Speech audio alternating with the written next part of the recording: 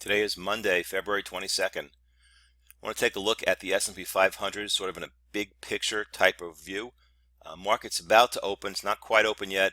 In the pre-market though, the S&P is trading right up in here, right at the tops of the last couple of days.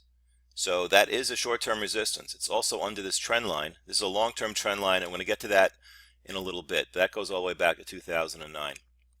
But I want to stress a few points here, that we have a bullish hammer candle back here October 2014, a pair of bullish hammer candles this year. And you can see that they came around the same level, and the hammer from 2 weeks ago, this is a weekly chart, that thing closed right at this key support level.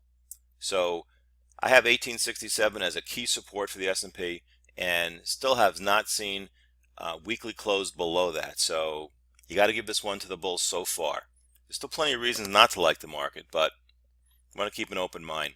So what we have here is a 40-week moving average, equivalent to the 200-day average.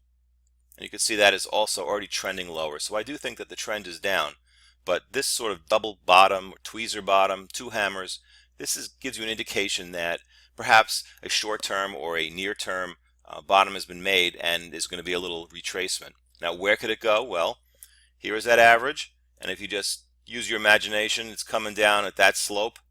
Maybe it'll hit this line probably at the end of next month, middle of next month, and that's where the long-term trend line is. And let's get to look at this trend line.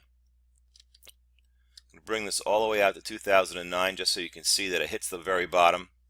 A little technician's license here where I ignore this one spiky type of low on the weekly chart. But you can see it hit very well here, here, here, and again last summer. So I think this is a pretty good trend line to use as a major signal that the long-term trend is broken to the downside.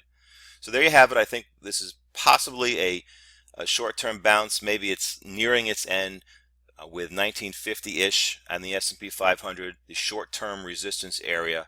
So we'll see what happens there, but I think overall it's a topping process. It's going to take quite a while, and I think both sides, bulls and bears, have to really just watch what they're doing.